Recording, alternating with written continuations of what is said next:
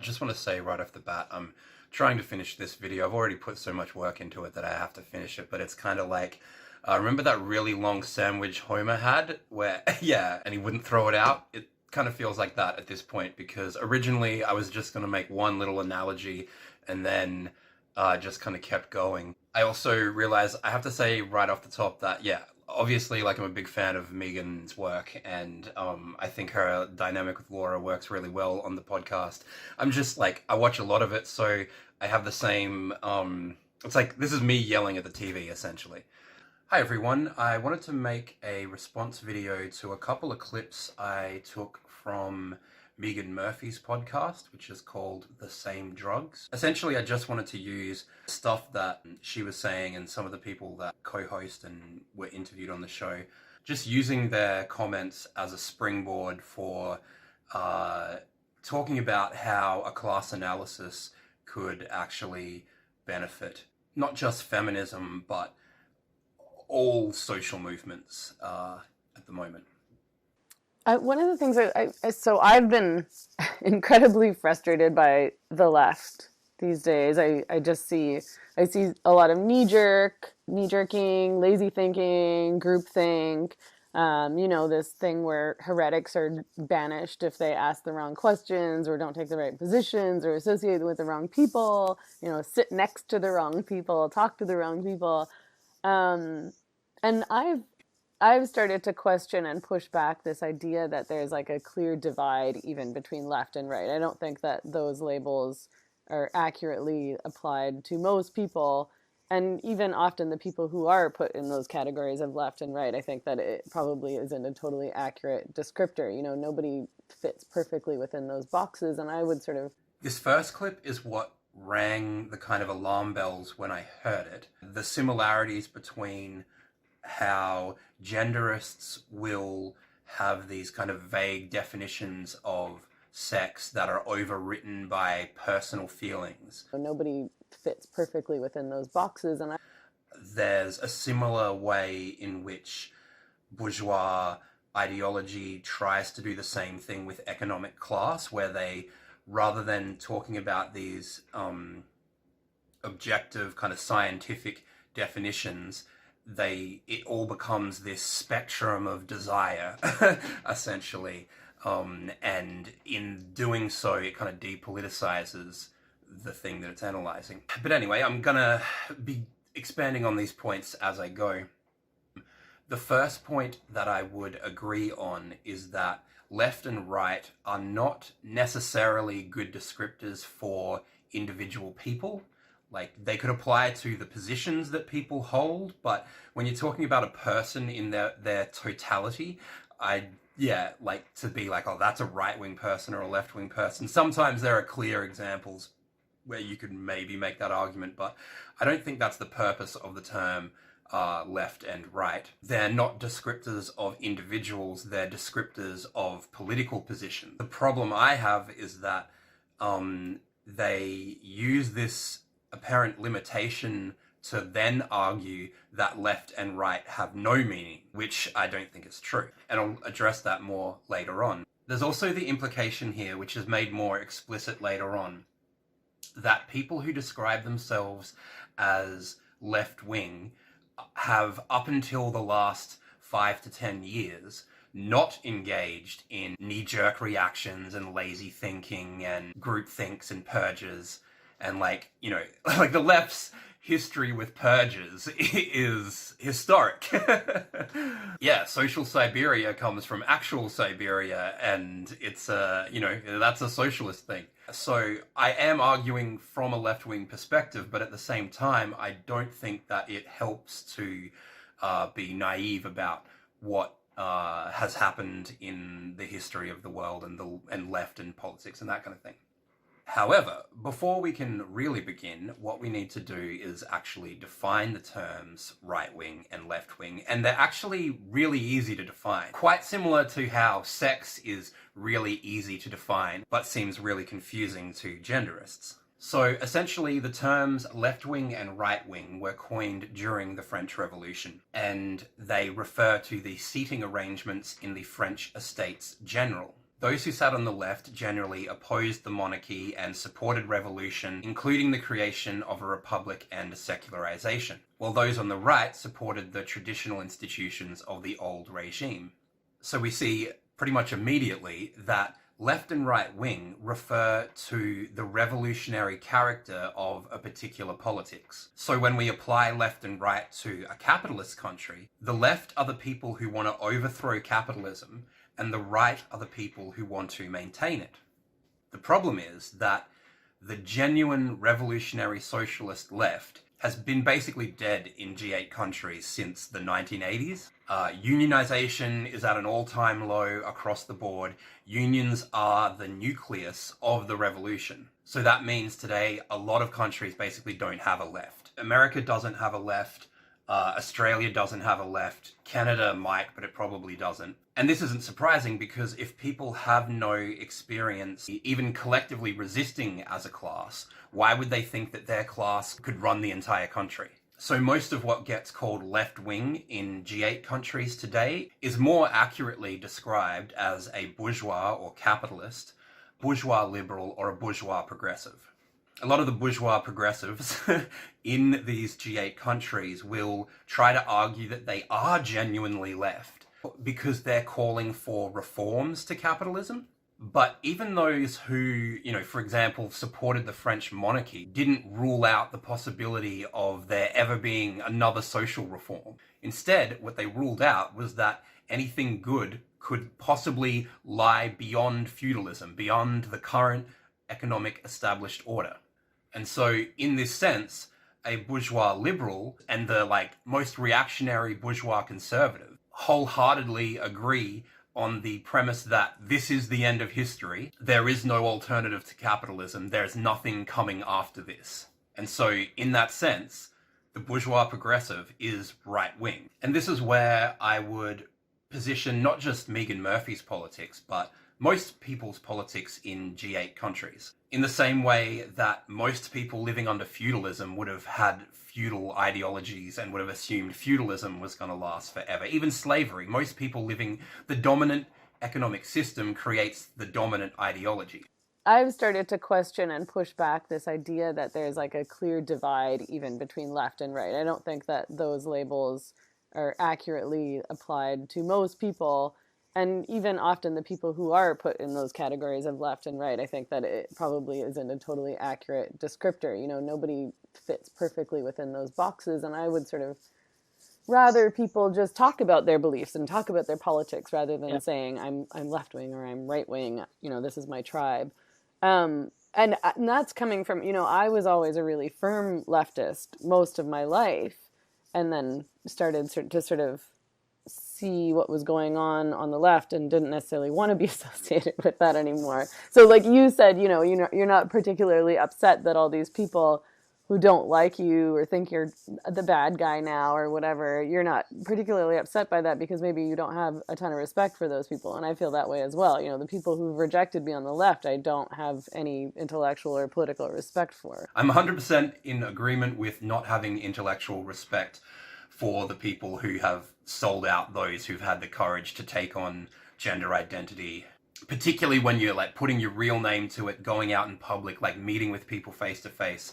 That's really important, irreplaceable work. The way I kind of see it is if there aren't people with better class politics taking on gender identity, the reason for that is because most socialist organizations are fucking cowardly. Not because I think Meghan Murphy has some undue influence on, the dialogue, etc. What's interesting is when Shriver responds to the question that Meghan asked, she also makes no reference to left and right having anything to do with revolution. Like Murphy, she uses them in the kind of bastardized way that they're used in a US electoral context, essentially. But I wonder if do you position yourself anywhere on the political spectrum, or do other people position you anywhere on the political spectrum? What do you think about that? Yeah, I think I get positioned on the political spectrum. I don't identify with either left or right, partly because I think those directional terms have corrupted, and they are borderline meaningless now. The left is now characterized by a kind of Stalinism and authoritarianism and an impulse to control and dominate. And that was, when I was growing up, that was a right-wing impulse, to impose a very strict morality on other people. That's the crap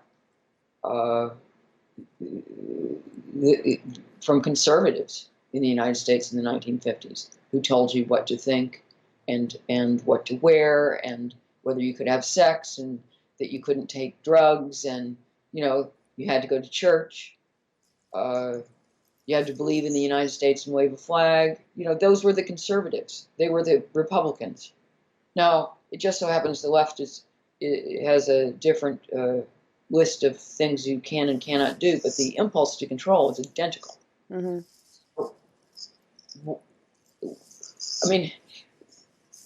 In my youth, the left was trying to get people to do whatever they want. It was a that whole let it all hang out sensibility. It was trying to get people to enjoy their lives and to reject these artificial strictures and to take drugs if they wanted to and have sex if they wanted to. And it's not as if there weren't some strong political opinions. A lot of, obviously, all the Vietnam War protests, etc. But that stuff was not about controlling other people and what they were supposed to think and say. It had to do with something real. It had to do with a real military action that was stupid and wrong. Right, okay, here's the bit where we're going to get into the old school left and how good it actually was.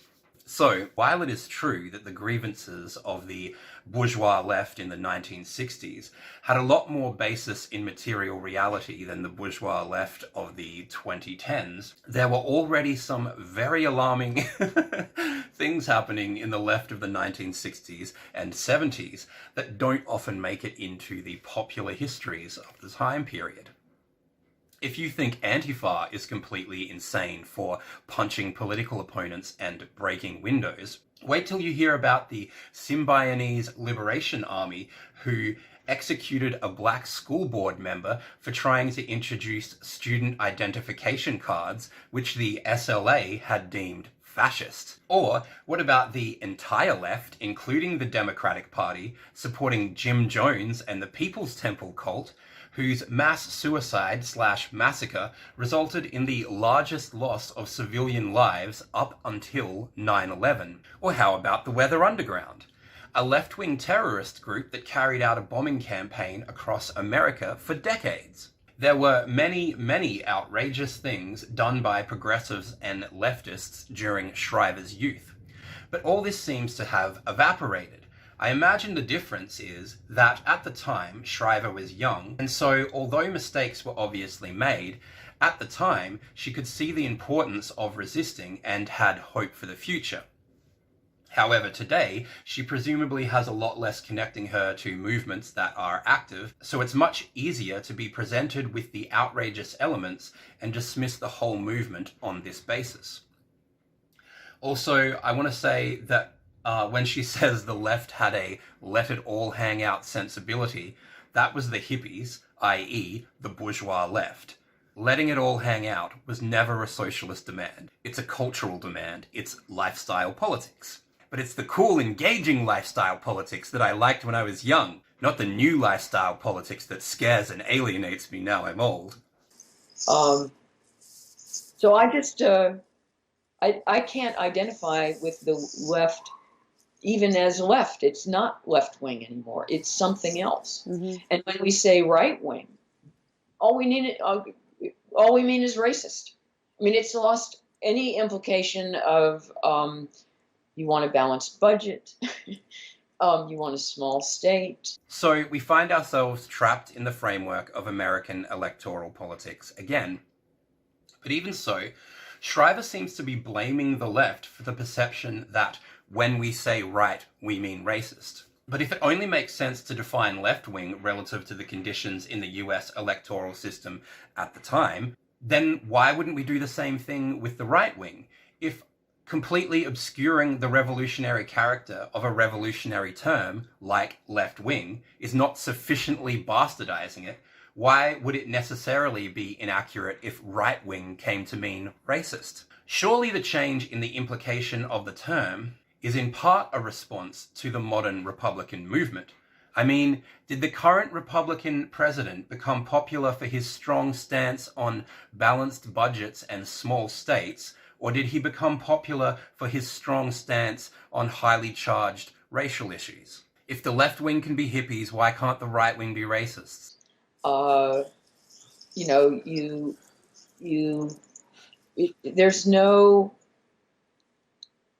I mean, it used to be associated with law and order, but now the left is very law and order in their own way, with the enforcement of hate crime legislation, etc. I mean, it's almost flipped around. Yeah, not like the left of the 1960s and 70s, where if they didn't like what you were doing, a people's militia might shoot you in the head or blow up your place of employment. And I, lacking any other terminology, I have categorized myself as a libertarian, which I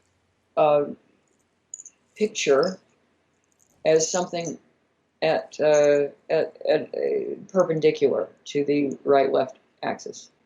So, perpendicular to the right-left axis sounds so much like the political equivalent of genderqueer. My politics are up a spiral staircase. My politics are in a trench right outside the left-right axis. The libertarian's creed pretty much reduces to you should be able to do whatever you want as long as you don't hurt anybody else.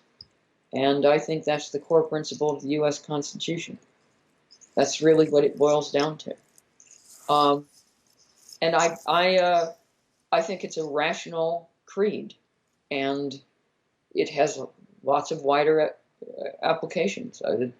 The problem with this idea is as long as it doesn't hurt anybody else, it's a much more complicated criteria than it's being presented as. At the same time, it's agnostic on the question of class, and in this sense, it's utopian.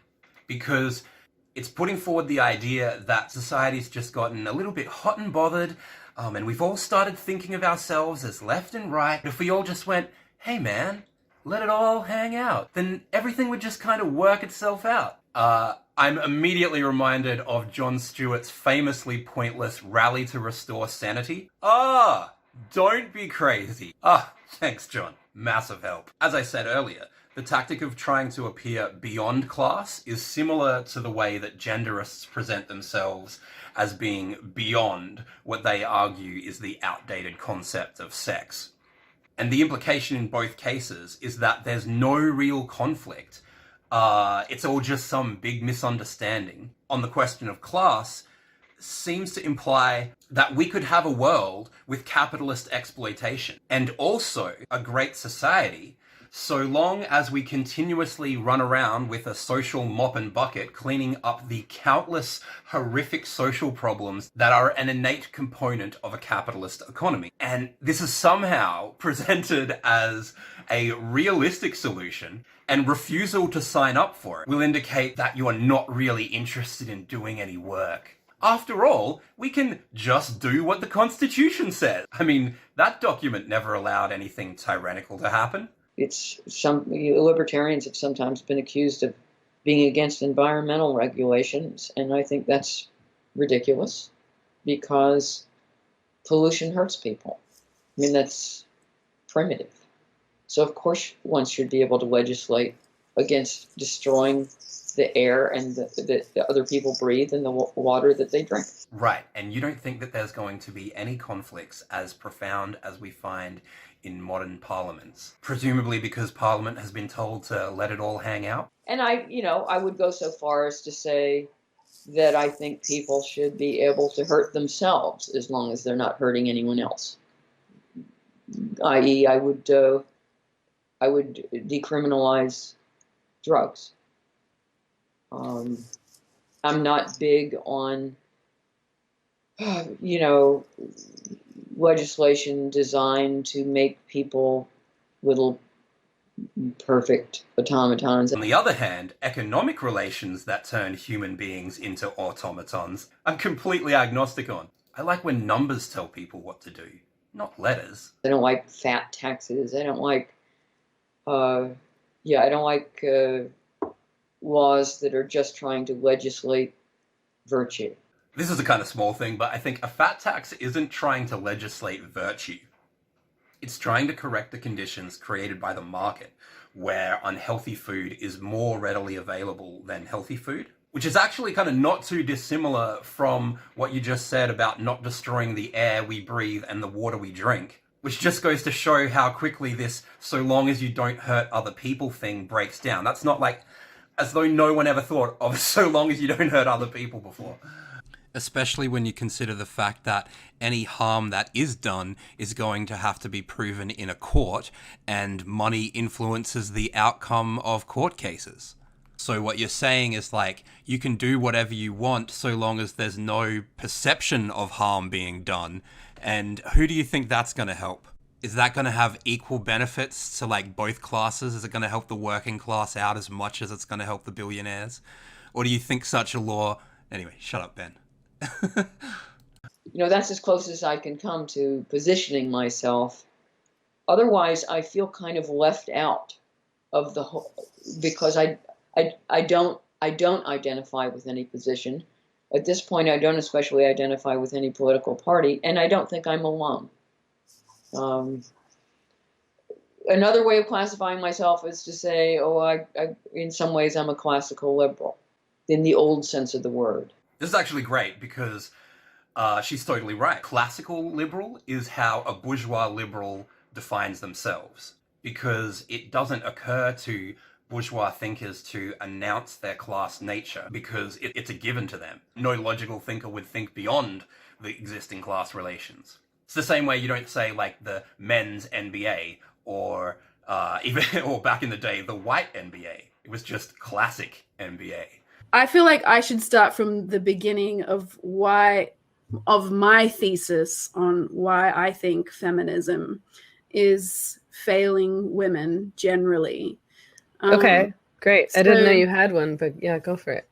Yeah, well, I was thinking about this. So like my story is that like I probably started out being quite like woke and annoying, and I was, I think I'd finished my master's in psychology, and I was going to do a PhD, and I was going to do a woke PhD. I was going to do critical theory. I was going to use critical feminist theory. I was going to do all that shit. Laura said she used to be woke, and both Meghan, sorry, I've been mispronouncing Meghan the whole time. Both her and Meghan always say, look at these people's politics. Isn't it clear they must have grown up privileged? And it's like, you guys didn't, and you came out woke in the beginning. So like, why do you think that? And it just so happened at the same time that I moved to Vietnam, and I ended up living there for a while. And it was so blatantly apparent to me that one of the biggest issues, aside from domestic violence and how entrenched domestic violence was and how there was really no services for women, was the exploitation of young women and how normalized that was in karaoke bars, massage parlors, clubs. The girls that would work for, I don't know, they would be delivering drinks, or they would be whatever, but they were always expected to be up for potentially being solicited for sex, and it was expected of them. And I was very shocked by that, and quite horrified. And in some cases I lived in like rural areas, and I noticed how sad it was that girls who were in, essentially from like countryside areas, kind of having no choice but to go and work in a massage parlor in a bigger town because their family needed money. And if you're going to earn, for example, working in a small town in a cafe, you might earn $100 a month. And that was never going to do anything. So of course you would take the massage parlor job, which would go from massage to hand jobs to blow jobs to everything. And I was really shocked by that, and immediately started reading some of the research around it. And actually, I'm publishing an academic paper on this very shortly, which is around the basically the failings of feminist academics to respond to the issue of sexual exploitation of women in underdeveloped economies. And so it's widely known that in poor places, women are more readily exploited, especially when there's like a natural environment crisis, there's an economic crisis, like in COVID right now. There's a huge amount of human trafficking going on in Southeast Asia because of COVID, because everyone's lost all of those little jobs, those menial tourist jobs, or they're gone. So what do? You exploit people, you sell them for sex, you send them to China as brides or whatever it might be. I guess I got to put something in here. I'll have to record something more later, but the relationship that Laura describes between the cities and the countryside has essentially been the relationship that capitalism has had with the countryside since it first began.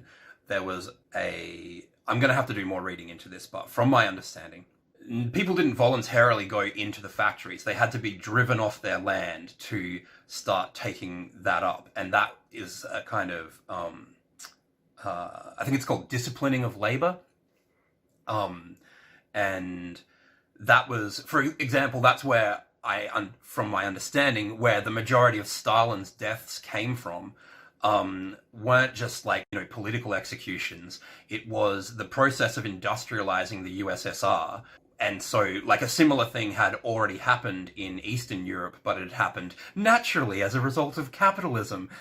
So like no Western leaders got like pinged with the 70,000 dead or 70 million dead. Yeah, but it's another thing of like, the issue here is deeper class issues, and if it's just kept at this surface, like policies about girls, miss what's happening underneath, I think. Yeah, like even the framework itself of, look what's happening to the women, like, yes, that is horrendous. Yes, that is horrendous on a whole nother level that the men don't experience. But it's not as though what's happening to the men is okay either. When she's talking about, there's no services for women. Like, there's also no services for men. There's no free dentist. There's no school. There's no any of that shit. And like, even the way we would think about it in terms of, education, like, it's not as though these people came to these conclusions based off of a prejudice.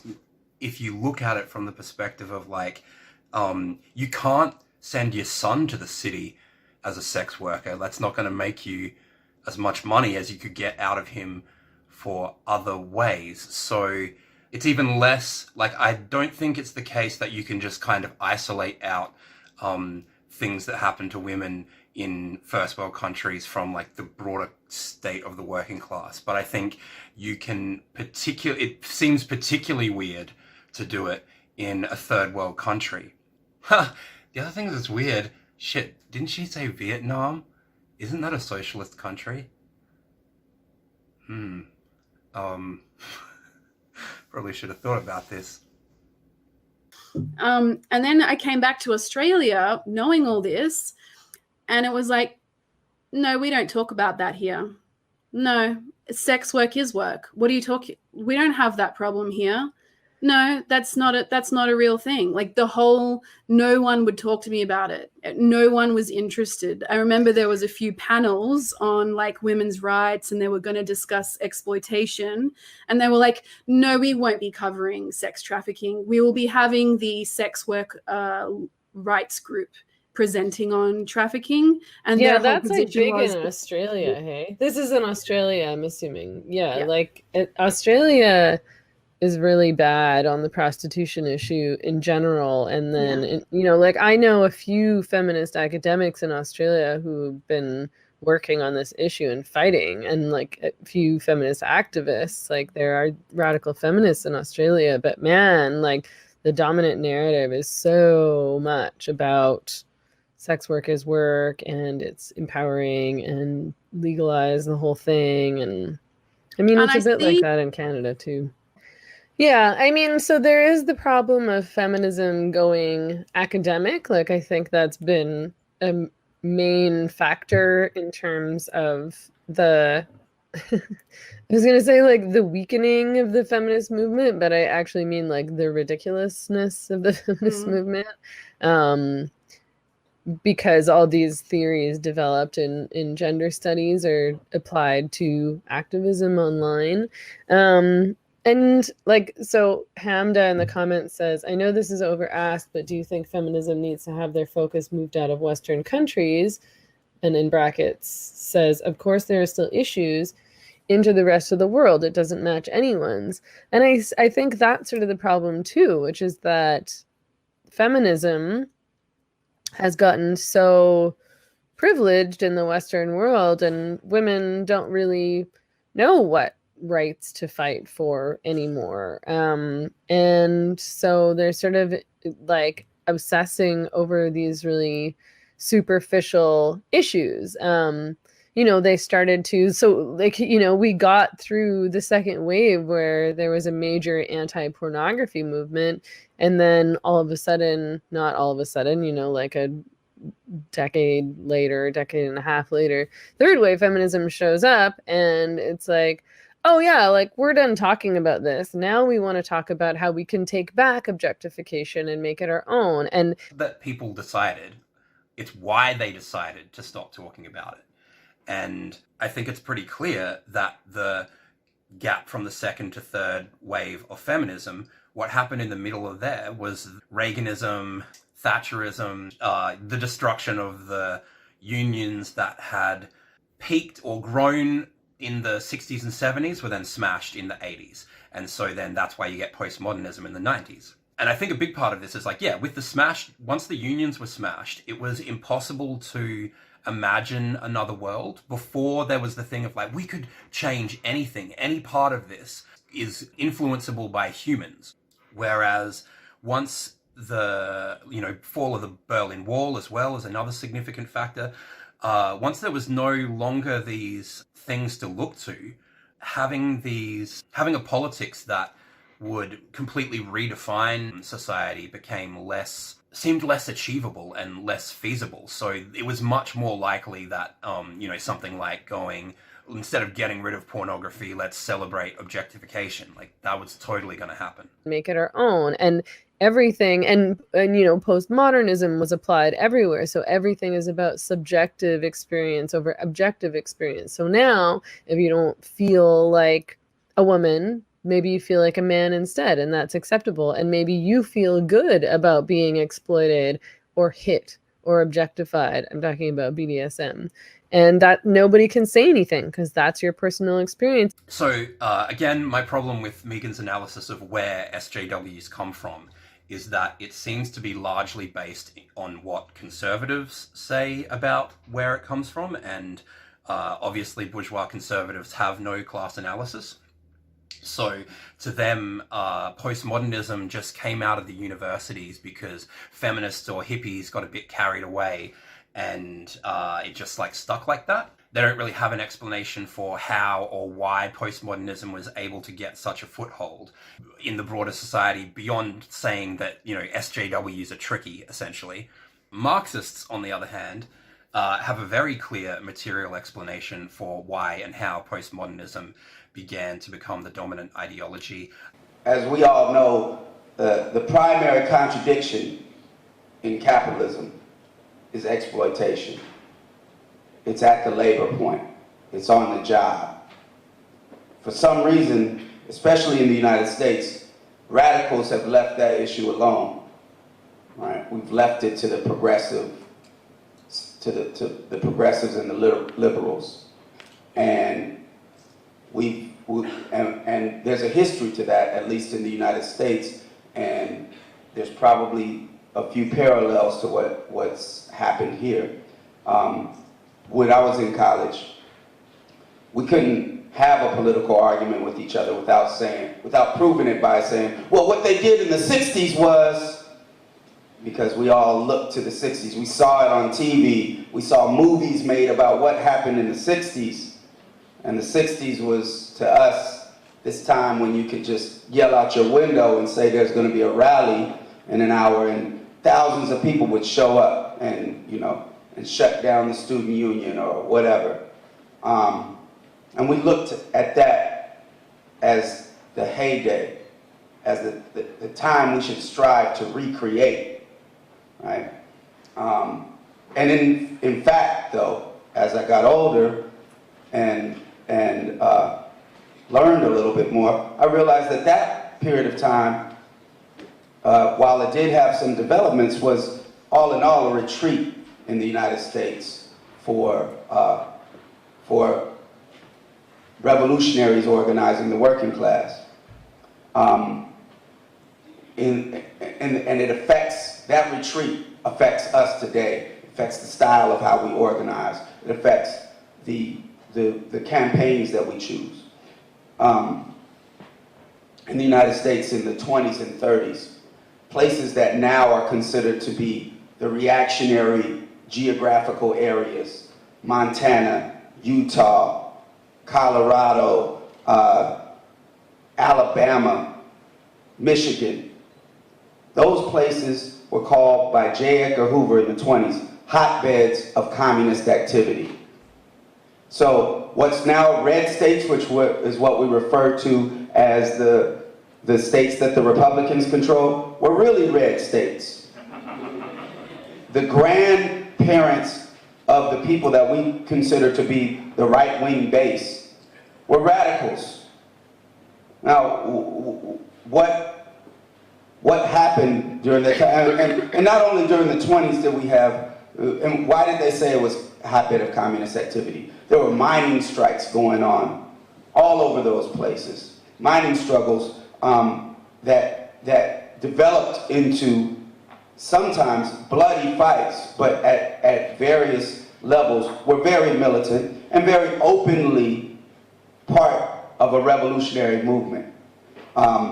You had places like Alabama where people fought back against the mining companies with guns when they sent in the Pinkerton security.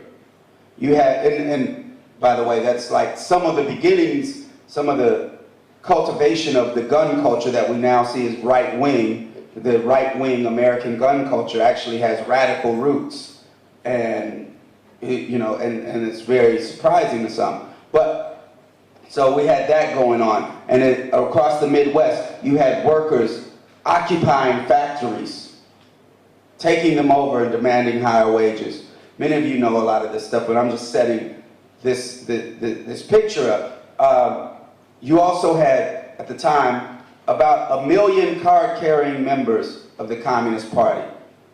You had, during that same era, you had a bonus march, which was veterans of World War I who weren't getting paid enough, who weren't getting their benefits, and wanted some change in that, who marched demanding their money to the White House in the hundreds of thousands, and some of them carrying guns.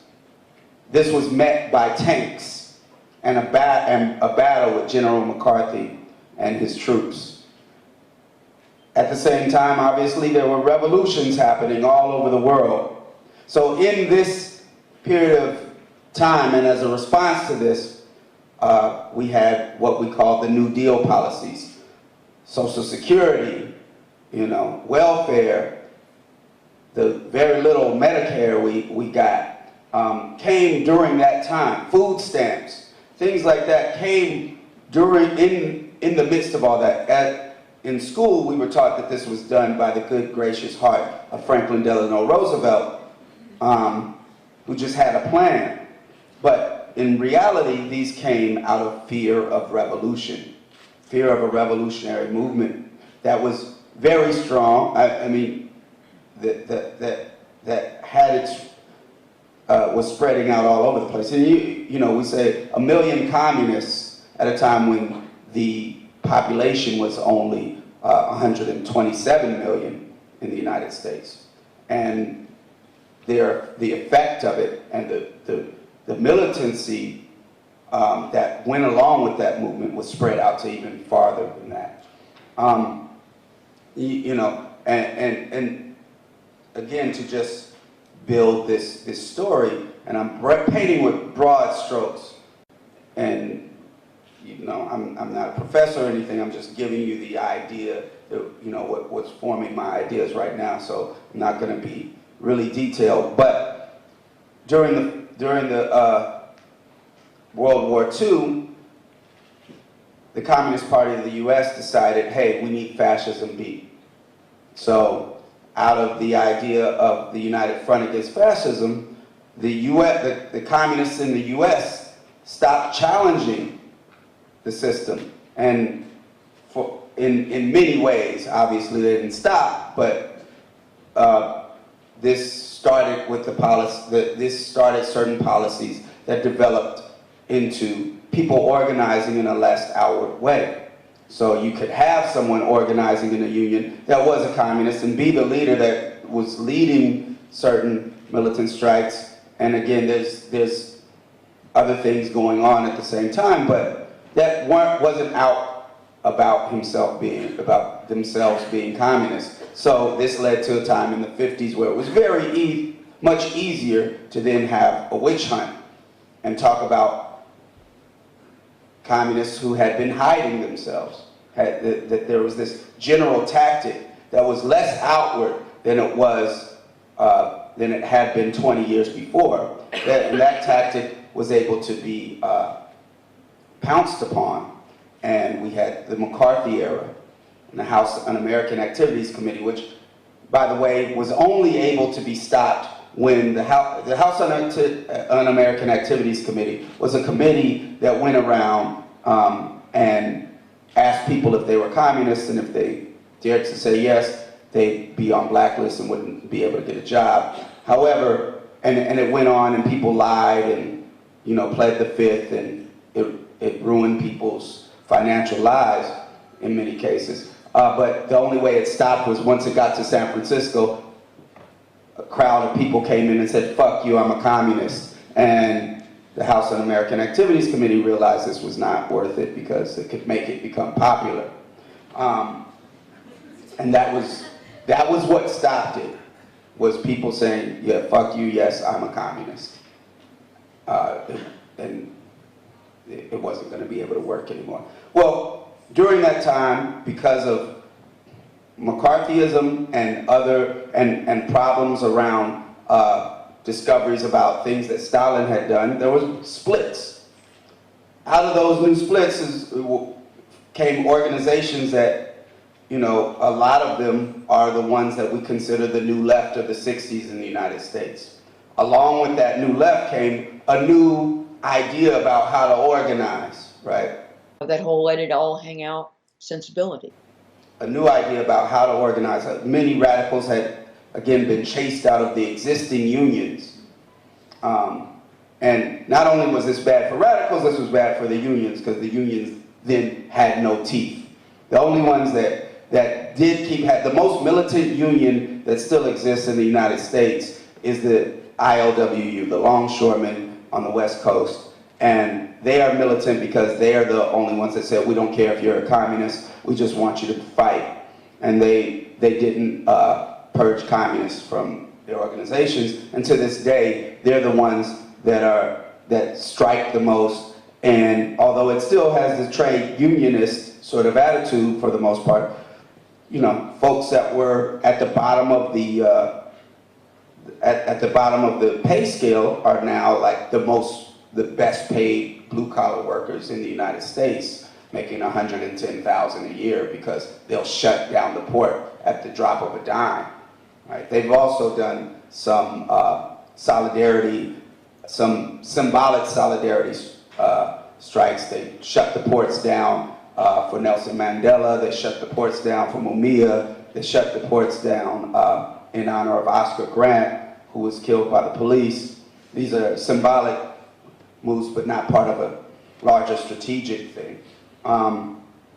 So the New Left of the 60s had a lot of ideas about how to organize in a new way. Get people to enjoy their lives and to reject these artificial strictures and to take drugs if they wanted to and have sex if they wanted to. One of those ideas was focusing on students. And at the same time, we saw a shift away from organizing around labor issues. So the folks that had 30 years before that been in areas that were hotbeds of communist activity around working class issues were now left alone to, at best, be organized by liberals and most often organized by very reactionary forces. So, though, you know, you talk, when we talk even with my band about going and playing in Montana, there's this idea about the attitudes out there that you don't want to go through. You don't want to go through Alabama. You don't want to go through Utah. You don't, and there's truth to a lot of those ideas. There was probably racism that existed. There definitely was racism that existed at the time when these were hotbeds of communist activity, because there's uneven development, and that's how it works. And those ideas still exist, but we forget about the other ideas that exist with a lot of those folks. So the New Left focusing more on students, focusing on other issues that were always focused on before, but I mean, were always worked on before, but didn't have the front and center part of the struggle. And a lot of the style that developed was based a lot on spectacle. Let's get a group of people together so that people notice when they see that group of people.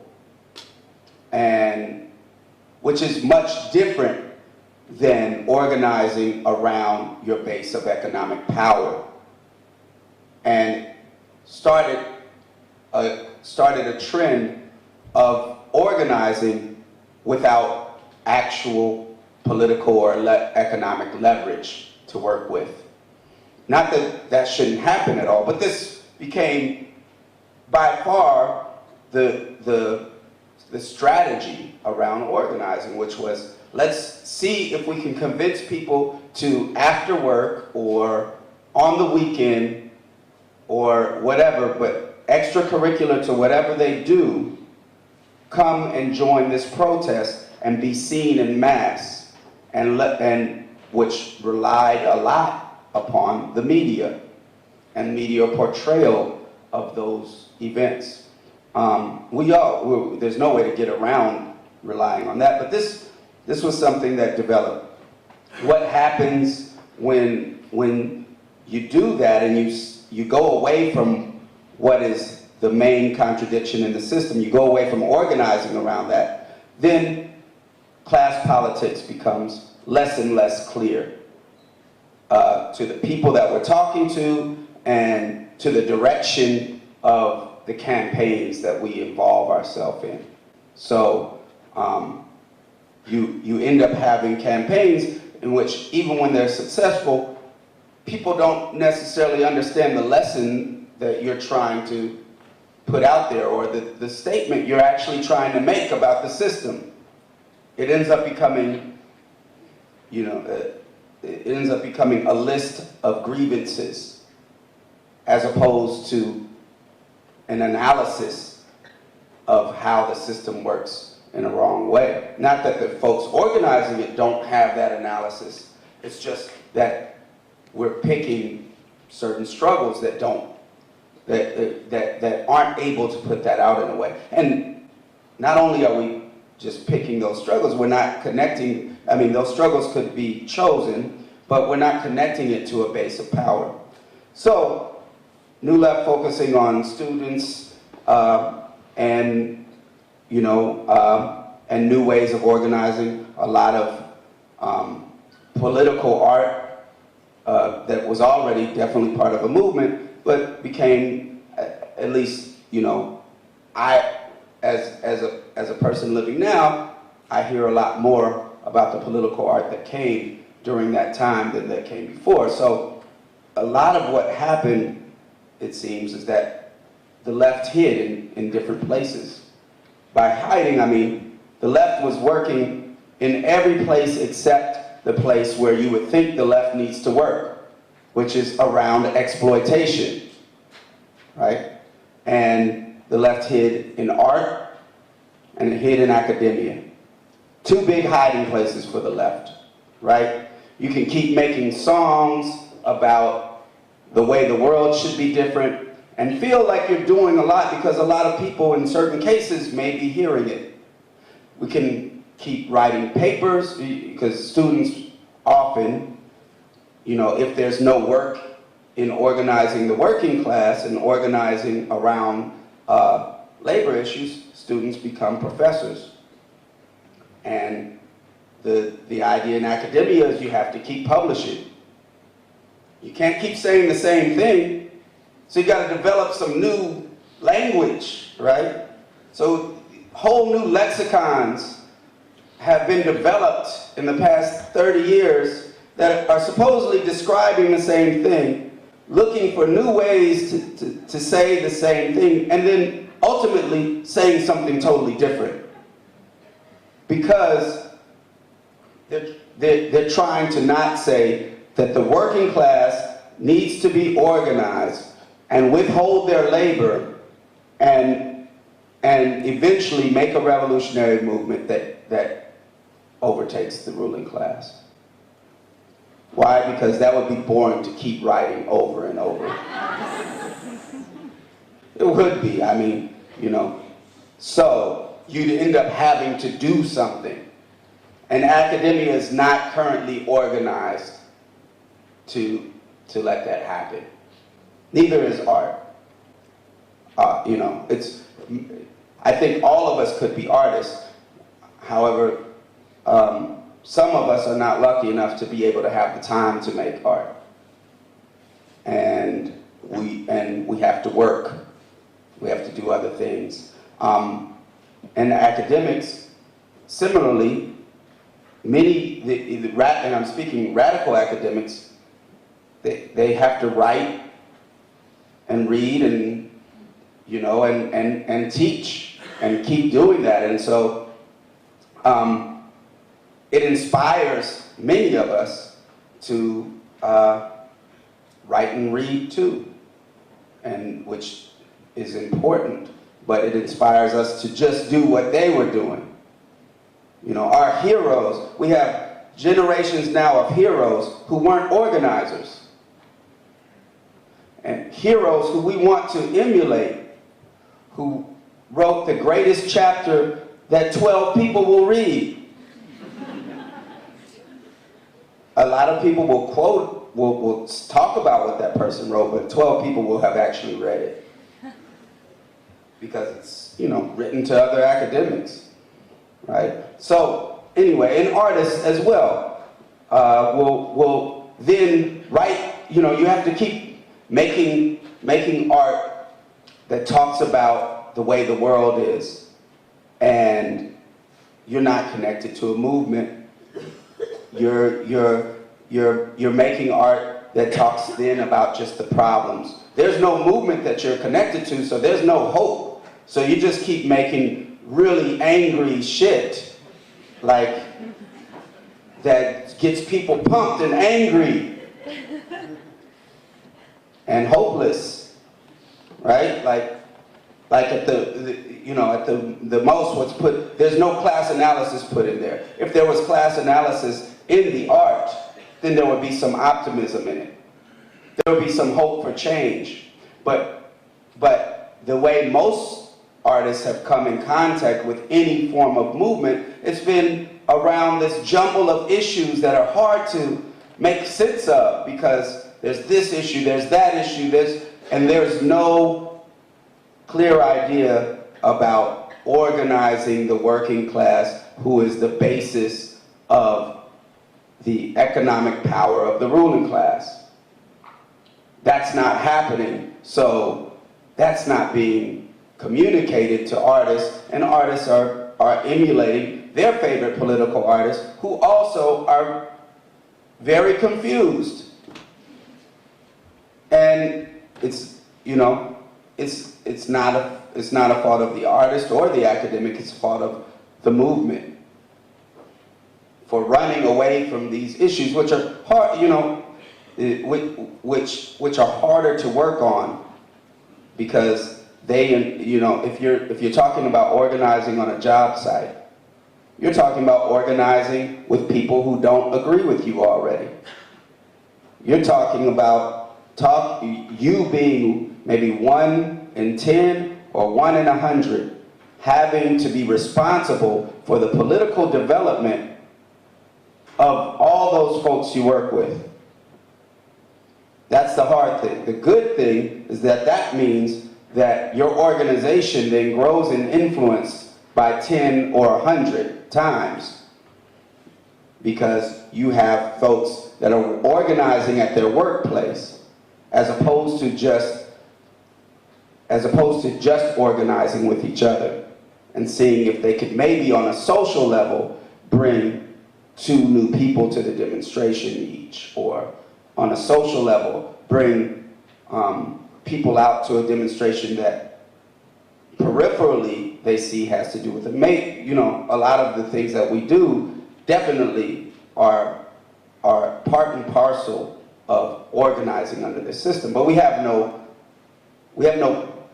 base in the working class, and part of it is because of the issues that we pick to work on, and part of what working on those particular of working on labor issues can do is bring some power to these other demonstrations. And by labor, I don't mean working in the existing unions. In the US, there's only 7% of the working class that is organized right now. And I was just in New Zealand, there's 17% there, and I quickly Googled it here, it's 18%, I believe. So if working with the existing unions is a problem, then you still got 82% of the working class to organize. And when I'm saying a labor movement, I don't mean one like the one that exists right now. I mean a radical, mass, militant labor movement that organizes the sectors of the working class that are unorganized right now. And what that will do is not only give and by radical, what does that mean? Militant, I mean ready to strike. And I mean willing to strike in ways that are illegal, because the only way a union will be able to be effective in these days is to do solidarity strikes. And those are illegal in the US, and I believe they're illegal here. And so it's going to take, someone that is not a career union person, but someone who's a career revolutionary to be interested in organizing that, because you might go to jail. But what will happen if people are going to jail for doing union organizing, as opposed to going to jail in a demonstration, it will start teaching class politics to people. It will be clear that the police that are arresting people, or the police that are stopping these strikes or stopping these union organizing, are not just oppressive because they're part of the state. I've heard that line all the time, that we got to bring down there's a lot of anarchists in the United States, so we got to bring down the power of the state to show people. But that's not the power we need to show people. We need to show people that the state works on behalf of the ruling class, because that's the contradiction that we need to be pointing out. It's not just that, the state is repressive, they block free speech, they tax us too much. It's that the biggest tax on us is the tax that happens when you're working, right? And it's on us. We've left it alone.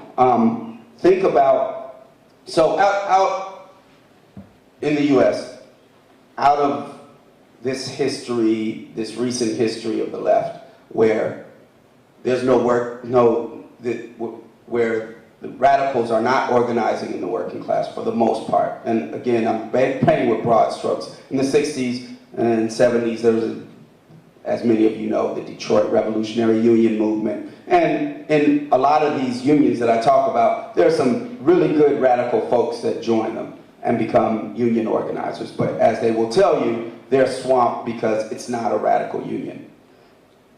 And I define the militant part that I mean about the union, and that they're ready to strike and ready to do things that are illegal. But the radical part, and this will be the important part, is that these unions would need to be formed with the outward and clear declaration that they are part of building a revolutionary movement. That not only is this fight about wages for right now, which people will or will not get on board for right then, but it's part of a bigger struggle, and that this is connected to these other struggles. And how do we do that? That can be done through statement, but it could also be done through solidarity strikes, through striking about things that the media can't pigeonhole into just being about those workers worrying about their own survival, right? And there's so many, and I'll talk about later, there's so many things that are pointing to that many more people than what we predicted, many more people in the working class are ready for this, right? Are at least much more radical than we think they are, right? And so out of the 60s and 70s, gearing towards academia in the US for radicals, you grew the other side. What do you do when you've got these radical ideas? You maybe even had, a Marxist professor or two, and you got all these ideas, and you see movements happening in different parts of the world. You want to be part of it, but you also want a job because you just spent a lot of time in school.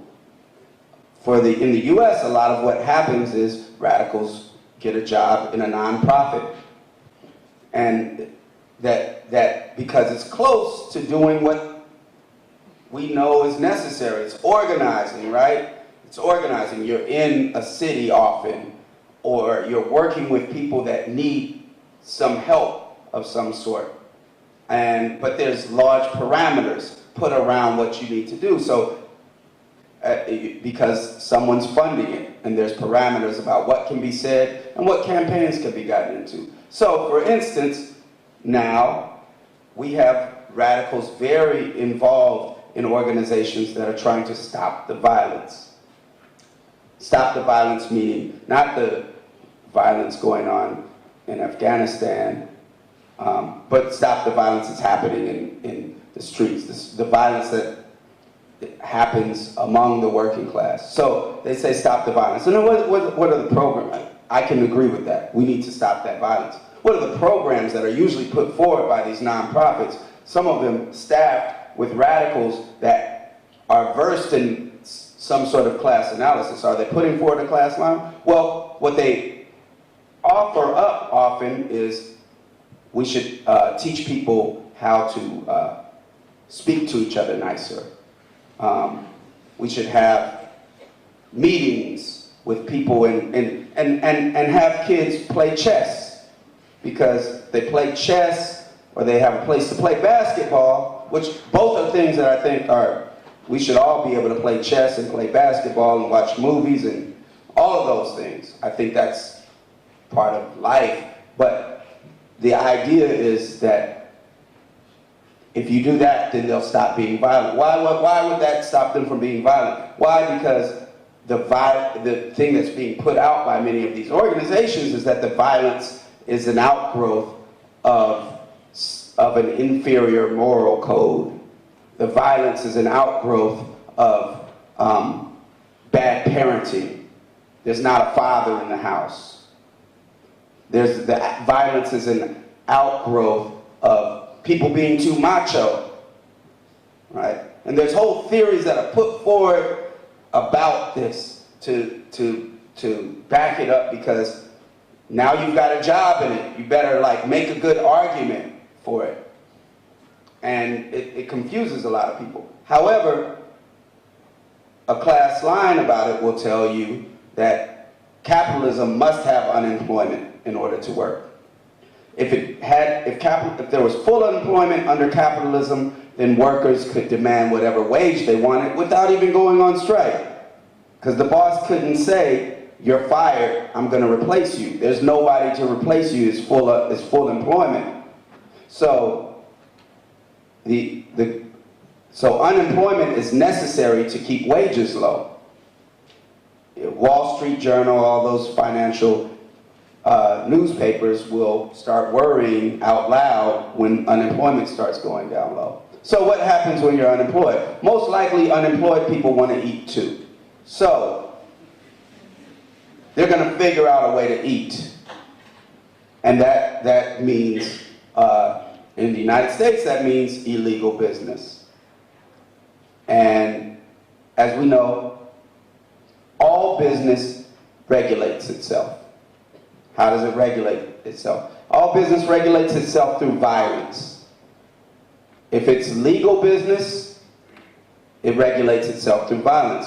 That violent force is called the police.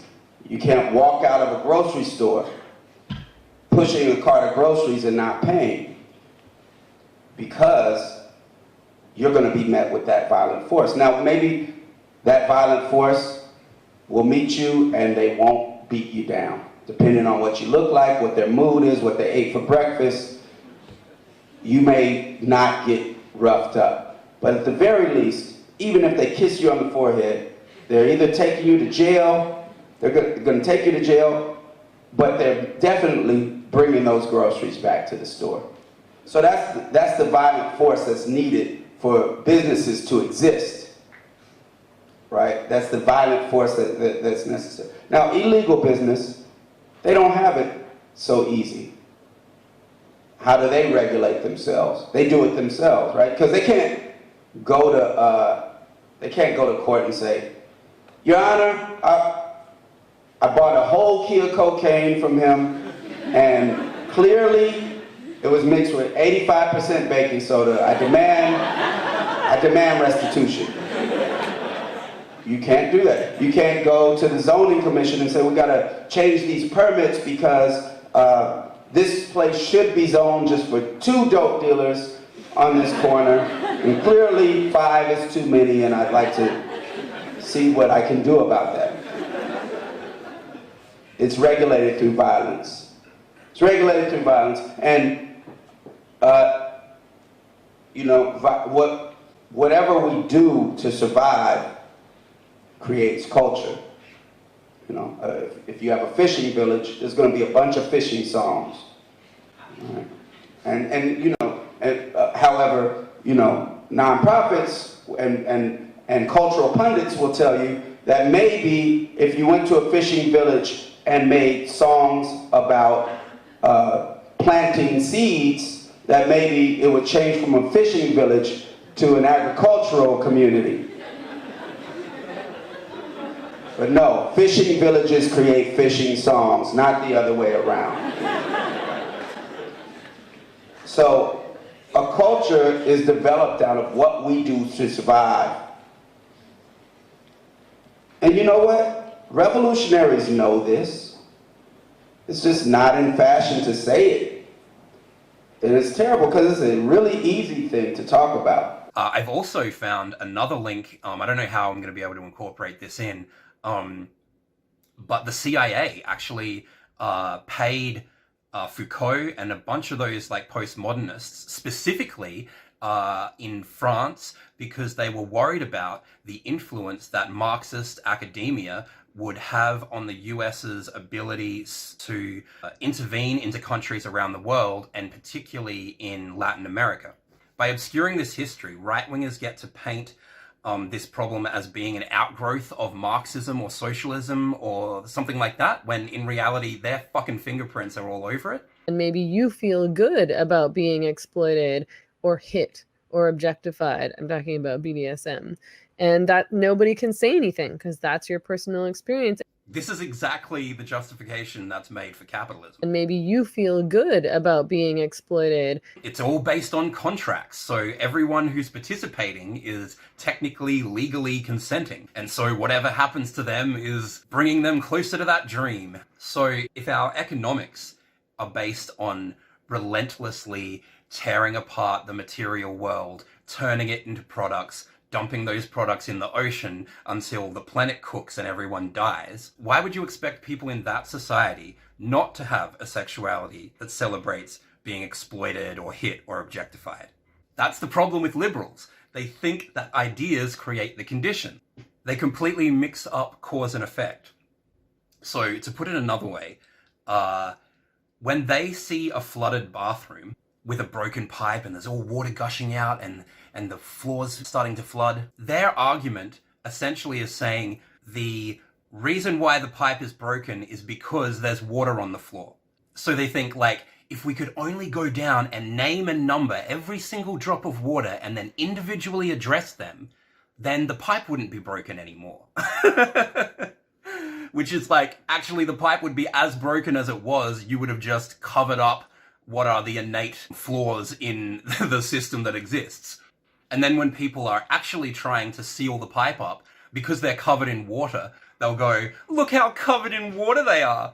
Those people trying to seal the pipe back up, they just want to be wet. And I think it's also a problem with feminism, and I haven't totally quite figured it out yet. Like, I don't think it's fair to just say it's academic. I think that it's sort of about feminism becoming too like mushy, like too coddling, like, oh, well, whatever you say is okay, and we don't want to challenge one another, and you're a woman, and this is your experience. Well, I mean, I could actually care less if people want to call me a feminist or not. I just want to talk about my ideas and the things that I think and believe. Oh, well, whatever you say is okay, and we don't want to challenge one another, and you're a woman, and this is your experience, and so that's you're a victim all the time. You're perpetually innocent, like, if you're doing something bad, I don't want to judge you, so it's okay. So then everything becomes okay. And I'm not saying we should go around judging people. That's not my argument. But it's like feminism sort of becomes like a mommy movement where we're all supposed to be like feminism is supposed to embrace you, and it's supposed to be loving and nurturing and accepting and inclusive. I just want to talk about my ideas and all these things, and it ceases to be political at all. The problem here is that Meghan is beginning to recognize the limitations of the liberal model, because she can see that if you're dealing with individuals, your only two options are either to let everyone do what they want, which is pointless, or start to police individual behavior, which is equally pointless. And I totally agree when she says it ceases to become political, because, yeah, I don't think the individual choices that people make are political. That's not the realm of politics to me. Fishing villages create fishing songs, not the other way around. Like it should, I feel like it should just be, I feel like the solution, I don't want to, like, I'm like, get rid of feminism entirely, but maybe it's too fucking late. Like maybe we've lost it, but it should just be now about fighting for specific issues and legislation. It's like, you should just be fighting for the Nordic model. Radicals get a job in a nonprofit, and that because it's close to doing what we know is necessary. Like, you should just be dealing with prostitution law, or you should just be dealing with gender identity law, or you should just be dealing with... If we could only go down and name and number every single drop of water and then individually address them, then the pipe wouldn't be broken anymore. Reproductive rights and access to abortion, things that are like practical. And of course there's a myriad of other issues in other countries, and laws around and dealing with domestic abuse, and providing resources for women who are in abusive relationships, or helping women to leave abusive relationships, providing resources for women to leave prostitution, laws around pornography and exploitation and all these things, this idea that there's some all-encompassing feminist movement that's just going to do everything is bullshit. I think at this point, maybe at all points. Yeah, so this is where Meghan's thinking comes close. Like, she's obviously saying, like, let's abandon it and just go back to default capitalism or reformed capitalism or whatever. The point is, she's not saying let's get rid of feminism and turn into communists. Whereas, up until recently, I had always thought of the idea that, like, feminism is a bourgeois plot was just ridiculous. And I had always kind of dismissed the idea out of hand because it was only ever presented to me by someone who either didn't believe it or someone who was a man, and so it was easy to just kind of dismiss it as like self-interested. But yeah, recently I've read a couple of things written by Marxist women, and I'll have to find the links and put them down in the bottom. But yeah, they're essentially saying, yeah, no, feminism is a bourgeois plot. I'm sure it was a International Working Women's Day demonstration that was one of the key catalysts for the Russian Revolution.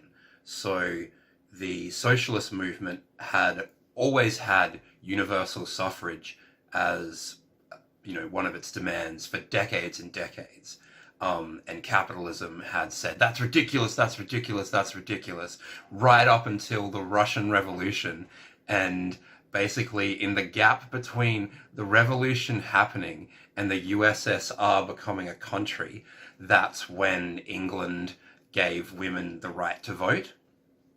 And so if you don't know that history, then it's kind of like, oh, just out of nowhere, like they were just isolated from all other movements like women fighting for the right to vote.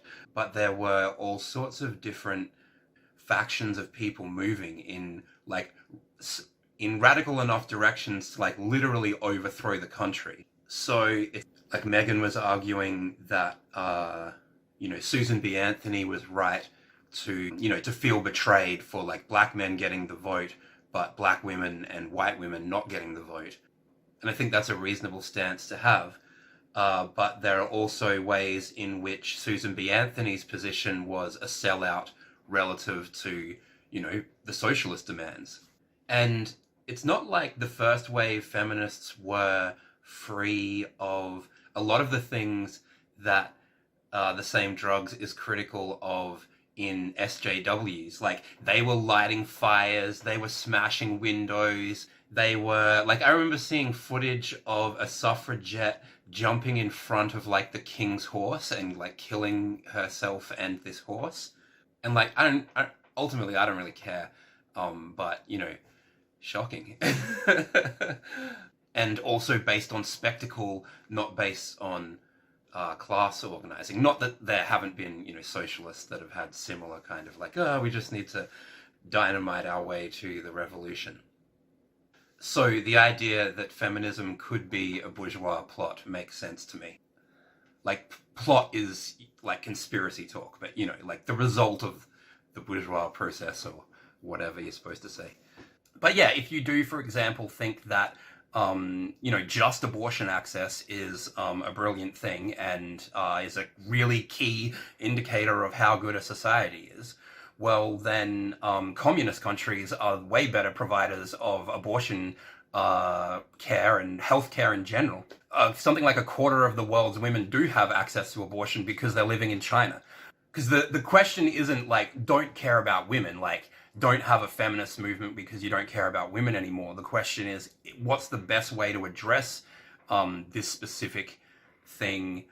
Yeah, and what are the best frameworks to kind of look at it in? And I'm not 100% on like completely getting rid of the term, but I'm open to hearing the arguments for it and against it. I think what you're tapping into, though, is something that feminism has been kind of like glommed onto the SJW movement, which is like we are all for, and you can see this as soon as you encounter one of these people online, you can see it straight away. Their whole bio is like, they list off like their pronouns and their mental illnesses and all of the things that have happened to them that have been hard, like I survived this and I survived, and it's all in their bio. Right. And so feminism has kind of been like mobbed into this little victim complex thing where it's like, I am a victim of, the white cis heteronormative capitalist patriarchy. So I pretty much 100% agree with the psychological assessment of a chronically woke person here. But the analysis of the individual is getting passed off as like a political analysis. And yeah, I don't think we should confuse the two, because like the things in terms of, society's out to get me, like what young person doesn't think that? Like that's the whole generation gap. Like that's been happening since the 1950s. The only difference here is that you've got the internet and like the apocalypse essentially, or whatever you want to call it, like the fall of the American Empire by the looks of things at least. So that's going to produce more politicized 20-year-olds than there have ever been before, or than there were in other phases. Like the 20-year-olds in the 90s were in peak, this is the end of history. So they're going to be the most, like, their whole movement was just like, meh. Like that was grunge. Because, there was just this existential angst. We're the middle children of history, man. To be like, oh yeah, they're stupid, they fight amongst each other, they have no respect for property or human life, or like, that's what young people have always done. And like I said, in the 60s and 70s, like the equivalent of Occupy, where everyone printed off the like how to do your General Assembly and everyone taught each other the hand signals and that kind of thing. In the 60s and 70s, they were getting rifles and just being like, all right, we're a militia now, we're the underground, whatever.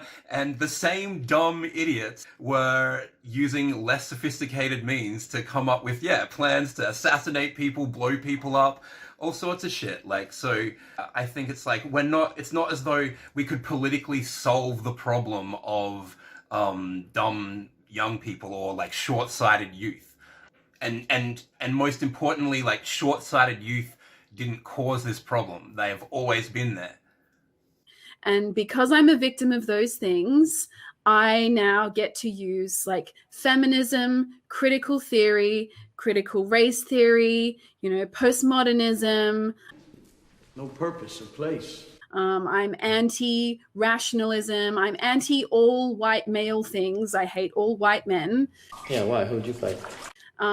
Because they're a victim of all of those things. Yeah. And feminism is, unfortunately, like feminism as a standalone was incredibly effective and could be incredibly effective at addressing those specific things. Except it was never standalone, that's the thing. And another thing I wanted to bring up about the whole communist thing, and in particular Russia, is like Russia wasn't just the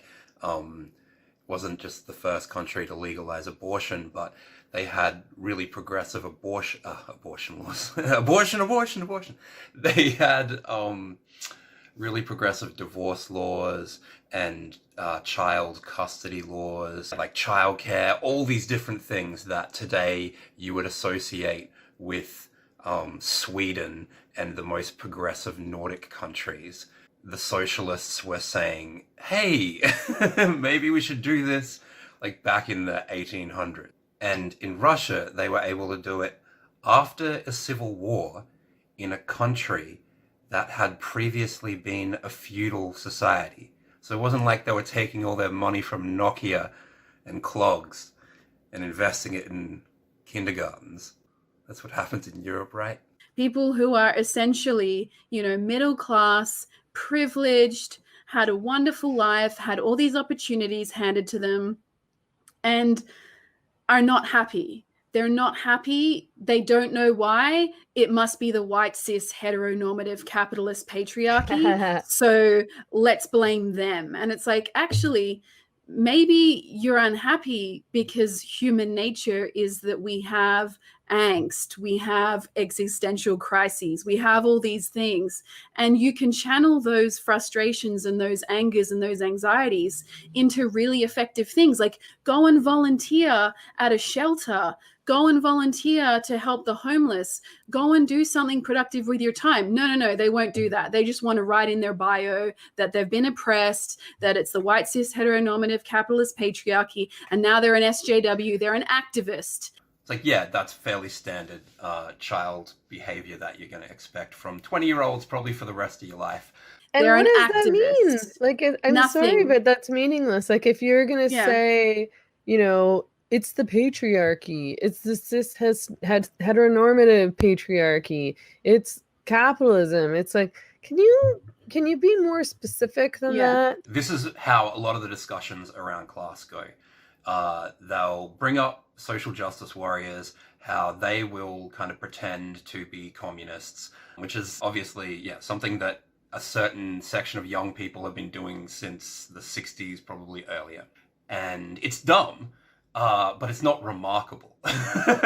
Then communism kind of gets this like guilt by association. And then even though, there's never any class politics, because both Meghan and Laura have working class backgrounds, they can identity politics their way through the rest of the argument and just be like, well, I was poorer than that. And it's not like you have to agree, but it just always shuts down there. And it's not like I think, they should become Marxist-Leninists. If they change their politics really quickly in a way that wasn't well thought out, which they obviously wouldn't, but were they to do that, it wouldn't have the impact of like reaching that audience. Give me an example. That's not true. It's like, what about the system of capitalism is making you unhappy? There's lots of things about the system of capitalism that should and do make people unhappy. But I doubt they could give an example though, right? Well, I mean, if they were broke, they probably could. See? Because they're liberals, there's no grander thing that capitalism does other than like sometimes makes people poor. That's the extent of like what capitalism does and what you're allowed to think. She's like, oh yeah, there's heaps of reasons why you could be against capitalism, but for some reason I know you don't know any of the good ones. Surely climate change, which basically like former US presidents have known about, is reason enough to go have a fucking full-on existential crisis. Like no one has ever grown up on a planet before where everyone just acknowledged, oh yeah, your grandkids definitely will not be living on a planet that they recognize. And particularly kids in America, like they are in a falling empire. Like Mexico won't let people from the US into Mexico anymore. That's how fucked, like, in some parts, because of the coronavirus. But yeah, that thing's gonna wipe them out. They were already falling from the kind of top position on the perch, but it was just a brilliantly timed thing that perfectly tapped into the American psyche of liberty over everything. So they didn't have any ability to collectively defend themselves. It would have been like how in London or different places they had to turn the lights off when there was bombing raids so the planes wouldn't be able to see where to bomb. Yeah, imagine trying to do that in 2020 in America. Like, fuck you, government! You can't tell me what house not to light up. If they were broke, they probably could. But I don't think they are. They're on Twitter for 8 hours a day, just like ferociously tweeting about the patriarchy. I'm like, I don't think you're broke, dude. Like, I think if you were broke, you would be working. I think if capitalism had really fucked you over, you would actually be working and not on Twitter yelling at people. God, I know. So many of the people who complain about capitalism are like students in universities who are being put through school by their parents. Like, It's like, oh, do your parents own a house in Vancouver? I don't give a fuck. I don't care what you have to say about capitalism.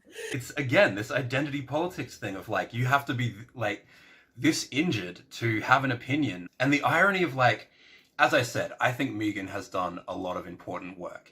But This is her job at the moment. And her job is basically getting drunk with her friend on the internet while fans like cheer her on. So to talk about like the working class, and this isn't working class, this is like petty bourgeois. You're a business owner, essentially. You're a private contractor.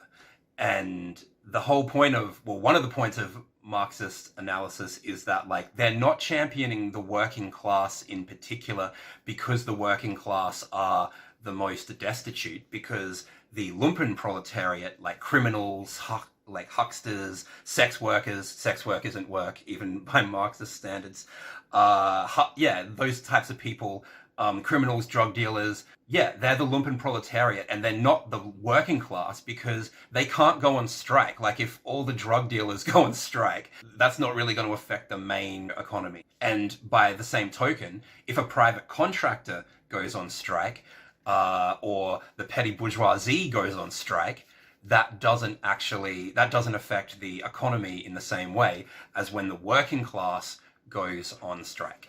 And like, who hasn't worked out how to be on the internet at work? The idea that like having a Twitter addiction is something that, only really well-off people do.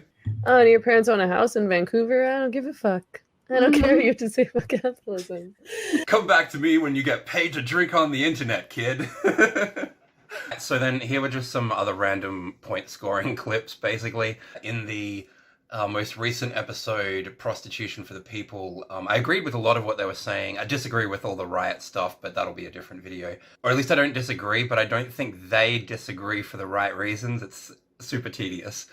So in the most recent episode, they were specifically talking about class, like a lot more, to the point where I even thought like Meghan might identify as a leftist. Evidently she doesn't. So without further ado, here's the last little bit and we can get done with this. And the digital economy is this kind of gap filler. It's like everyone wants to get rich quick. How do you do it? You gamble, you turn to illegal industries like selling drugs, you use the digital economy. That's how you can get rich quick. And it's fucking risky. You will get burnt. That's one of the rules. Like in the digital economy, you will get burnt. If it's not the platform that burns you, it'll be your competitors. It'll be some disruptor, like the disruption people will come in and fuck up the industry. That's the name of the game. And this is the point of the gig economy. The gig economy is unstable. It's largely unsustainable. Everyone's just trying to make cash so they can pay their bills. And we know that this is a gap filler. We know that the problem is that people actually need universal health care and people actually need sustainable sources to pay their rent. And now we're all clamoring for like, fuck it, I need a cut of the digital economy because I'm fucking poor too. And it's like, can you see that the problem goes much deeper? Like the digital economy is not going to fill the gaps of what is a fundamentally broken system. Definitely. And I think there's something kind of revealing about like the gig economy, describing it like that, because a gig is something that like a musician takes, and a musician is a private contractor. They're not a worker. And this is important because when we're talking about like working class and private contractor and petty bourgeois and all these different things, sometimes like the exact same task can be, it's not the task that the person's doing, it's their relationship to the means of production. And like that sounds dated and Marxist, but like there's a reason for it, in the same way that sex is defined by gametes, not like how people feel.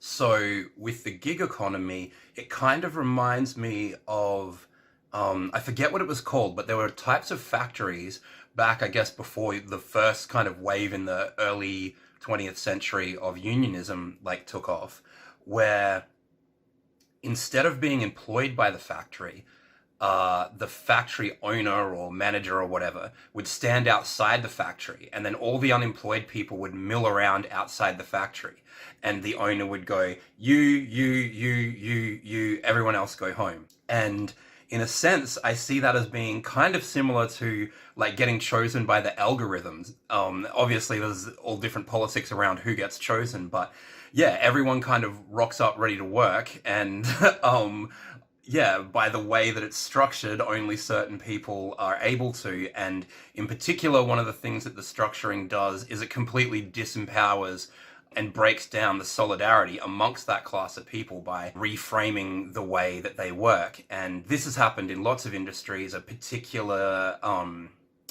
like in Australia, for example, the taxi industry, which has now then been eaten by Uber, which is even more so, but originally the taxis were actually employed by the taxi company. So there was more of an incentive to look at things kind of collectively, and we as co-workers have common interests, whereas the way they sell private contracting to any type of worker or employee is you could make more money than everybody else, which is a similar kind of dynamic to what Laura's talking about. Which is interesting because these people all pretend to be leftists. Like they talk about labor and rights and equity, but they're all actually capitalists and they're all out for themselves, which fair enough. I mean, you have to be. Like there's no other option. You have to be. There's no other option. This is the end of history. Resistance is futile. Particularly in the US. Where their labor movement is so weak and they have such weak labor laws. But yeah, anyway, so yeah, if that were the case, where did a union movement ever come from? Because the labor laws before there was ever a union movement presumably weren't very good. So this next little bit is Meghan talking about the sex industry.